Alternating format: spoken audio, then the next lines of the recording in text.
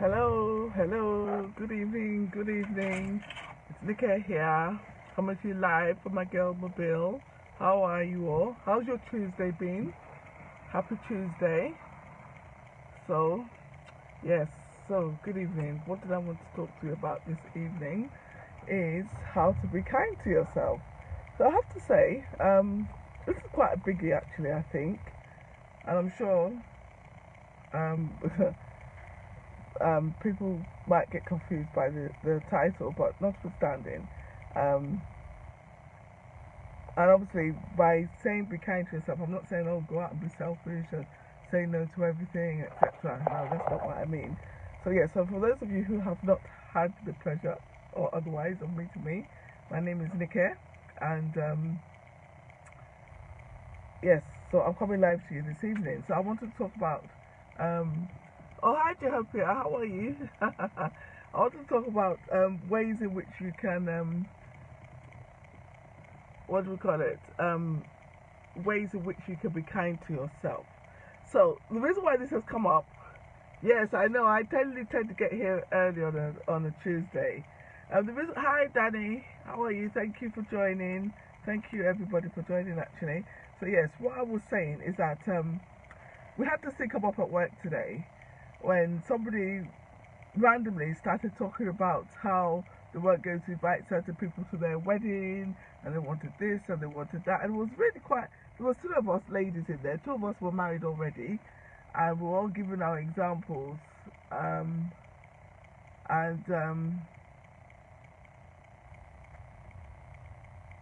yes, it is still in Luton tonight, Jehovah. I was confused then, and everyone was giving their examples. So the other lady, she said that how um, traditionally she would have had expected to have had loads of people at her wedding, but they decided they wanted something small and intimate with people that they liked.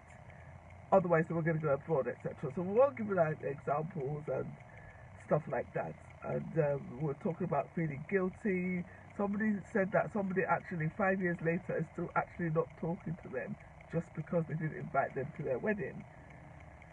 And I just thought to myself, oh my god, that's incredible. I mean, I had quite a large wedding, but not really massive. If I'd gone home, it probably would have been.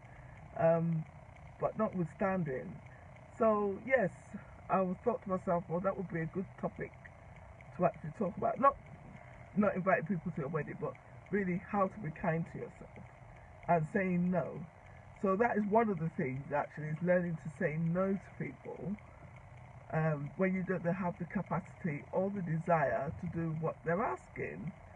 Um, because sometimes, especially in this modern age, we do get asked a lot of ourselves, and we quite often. Oh, hello, Yvonne. How are you? Oh, you missed my intro. Yes, hello, everybody. Yvonne is watching. Yvonne is the one who gave me the idea for this slide that I'm talking about today. And so, yes, it is about really learning to say no to others, like I said, and without feeling guilty. Okay? And obviously, this really, it spans across everything. It could be at work, it could be in your personal life, it could be on the street, basically. And sometimes, really and truly, especially when we live life on the big snooze, as I like to call it, sometimes we do just say yes. And and invariably, just saying yes all the time can change the terms and conditions of your service or of yourself or of your being. So, for example, I'll use myself as an example now. Sometimes, oh gosh, I've lost my train of thought. So sorry. Right, okay, I'll come back to that example actually. It's not quite pertinent to this one. So yes, learn to say no to others without feeling guilty. The reason how you don't feel guilty is to have faith in that decision, to understand the reason why you said no in the first place. Because let's be frank, if you go around saying willy-nilly yes, it's not good. But if you just say no, no, no, no, it's not good either. So you need to understand the basis of your saying no. So for example, not inviting that many people to your wedding could be A, because number one, you don't like the people. Number two, it could be that you don't have the funds to have a large wedding. Or it could be that you just want to have a small wedding that's intimate with people that you know like you and have your back. So there's absolutely nothing wrong with that. But if that's your decision, then you have to have faith in it and stick with it. And that way it can help you to feel less guilty when you said no. The other thing is, well, I was like, sometimes you have to say no to yourself. So that's why I was going to use myself as an example. So sometimes, to know me, I have extracurricular activities most evenings of the week. But last week, I was actually in the heat. As much as I love it, I did get really tired. I think it was on Wednesday. It had to be Wednesday because it was at Zumba. And I really shouldn't have gone. I should have just said, Nikki, no, you cannot have that treat today. You need to stay home and recuperate after the day. But no, I did what I call shangri. I got dressed, even though it took me like 40 minutes, despite the fact that really getting dressed was just taking your clothes off and putting on less clothes. And I went, and in the end I felt really giddy and tired at Zumba, and I had to sit down for 1.5 songs. So, that wasn't really being very kind to myself, really and truly. And another way, which is related a bit to the first thing, is to teach people how to treat you. Okay? So, a lot of people always feel taken for granted, they feel put upon because probably they don't say no, etc. But also, sometimes you quite like saying yes, but you can only say yes when you have the ability. Hi Zara, thanks for joining. And so you teach other people how to treat you. So for example, say for example you're a shift worker and you have to go to bed early because you have to get up early, and then somebody rings your phone at 12 in the midnight and you pick up the phone. What message are you giving to that person? That you're okay to pick up the phone. Alright? Random. So either, I'm not saying you have to switch off your phone, but that's just an example of telling people that actually, that you're available when in actuality you're not available. So it's making yourself not available when you are not, and letting people understand that, and then getting back to them later. I think that is really useful. A good idea. Some people get vexed. I know that some of my friends get really annoyed with me when I don't answer their telephone calls or pick up their phone calls on time. They say, "Oh, well, Nikki, you're always with your phone. Why didn't you pick up the phone? Why didn't you answer me?" And I'm like, "But because I was doing something, or maybe I wasn't with my phone, or maybe I was replying to other messages. It could be for any number of reasons." And eventually, the people in your circle will get to understand that actually this person's not available here and was not available there, etc. And I've already talked about having faith in your decision. So teach others how to treat you.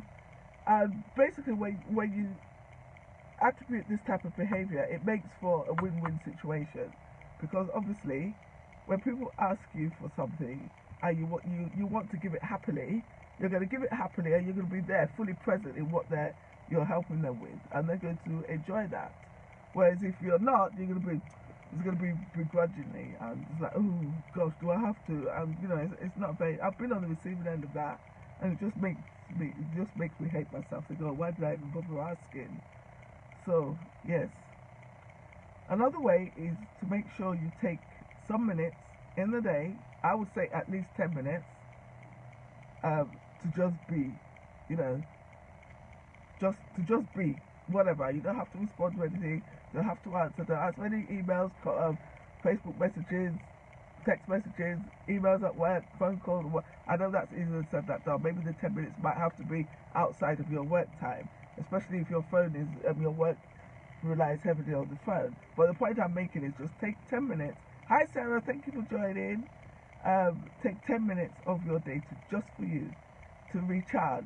You can have a power nap. We're talking about power naps at work today, and yes, I will admit it, I do quite often have to have a power nap, especially after lunch. But I personally don't think there's anything wrong with that, because then you'll be more focused, you get stuff done better, etc. So yes, what else have I got down here? That's it really. Those are all the points I've got. So yes, the main one is learn to say no without feeling guilty. So you need to starve your guilt, because guilt really is a waste of energy.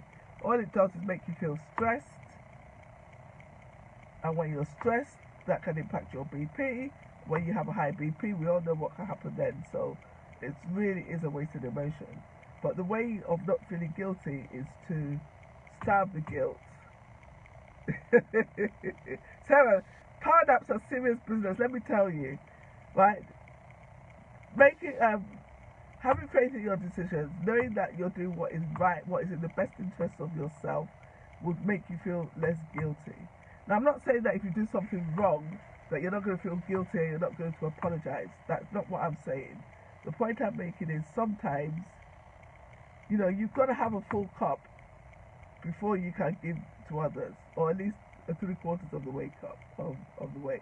Because if you're an inanimate object, for example, if there's no petrol in my car, my love of money ain't going nowhere unless I want to push it. And pushing a car with no petrol in it is just, it's just not going to happen. And we wouldn't actually drive our car without petrol in it. So I don't see why we would do things that we're not necessarily obligated to do without charging ourselves up for it. That is the point I'm making. So, yes, and then obviously you can have pamper days and all of that malarkey, but I think we all know that. I was talking about Sarah, that's a very mean thing to say. I do not power nap between 7:30 and 8:30. God blimey, all these people are accusing me of doing things. So yes, those are my suggestions of how to say no. Of how to be kind to yourself. The other thing I wanted to say, and this is quite a biggie as well, is to learn how to forgive people. Sometimes people transgress. People do things. They can do mean-spirited things. They can betray you. They can, we can get into all sorts of situations that will call for us to forgive. And, it's not necessarily an easy thing. And what I would say is the reason why I put this in the be kind to yourself pot. It's also in the how to be happy pot, really. Although I didn't mention that yesterday. But yes, it's also in the how to be happy pot. It's like if somebody does something to you and you find it hard to forgive them, that is another way of wasting energy. So the forgiveness is for yourself. It's not for that person or for them or for whatever it is. Sometimes, I know they used to say, oh, forgive and forget. Sometimes you don't forget. I find it quite hard to forget. I find it, now I forgive quite easily now, but forgetting can be quite difficult. And the thing with that is really to remember that the forgiveness is for yourself. It's for you to release those feelings. And so that they don't take up unnecessary space in your mind. Your mind is there for you to be creative, to create your own life, your own happiness, your happiness at work, your happiness at home, your happiness when you're wherever. If you're constantly thinking about the person who has done something wrong to you, then eventually it turns into resentment. And Nelson Mandela said, and I love this quote, it's one of my favorite, is that feeling resentment is like drinking poison and waiting for somebody else to die. Do you see what I mean? It ain't gonna happen. Because that person that you're not forgiving, they're gonna go about their life. They're gonna do whatever it is they've done. And yeah, obviously depending on the nature of what it is that needs forgiving, how you actually move on for it. But if it's something that is gonna build up resentment and anger with you, the best way to let it go is to forgive them. You don't have to fellowship with them. You don't have to sit in the same room. You can forgive them and wish them well from afar. I come from a complicated family, so I've had to learn that really the hard way, and I would definitely recommend it. So that is all of it. I have to write this one down now because I didn't write that one down. So forgive. So yes, those are my pointers. So thank you everybody for watching, and anybody that watches on the replay, please hashtag replay so that I can respond to your comments, which I will do. And yes, that is it really. That is all I have to say. I have only got 4 days left of this challenge now, so it's going to be different. And I've got a way in which I will continue to add, I hope, what people consider to be value. But I shall let you all know about that probably on Friday's live. Although, good luck to me. I'm going out after work on Friday, so I don't know what time I'll get to do that one. But notwithstanding, all of you. Thank you for watching. Take care. God bless. Be kind to yourself. Love yourself. And have a lovely evening. And don't get too hot and drink lots of water. Even though I've left my water bottle at work, I'm really not happy with myself. But what can I say? Alright, take care. But oh, Tracy, you came on just as I'm literally signing off. But it's very nice to see you. If you have time, do watch on the replay. And we must catch up soon. Everybody, take care. God bless. Love. Mwah. Bye.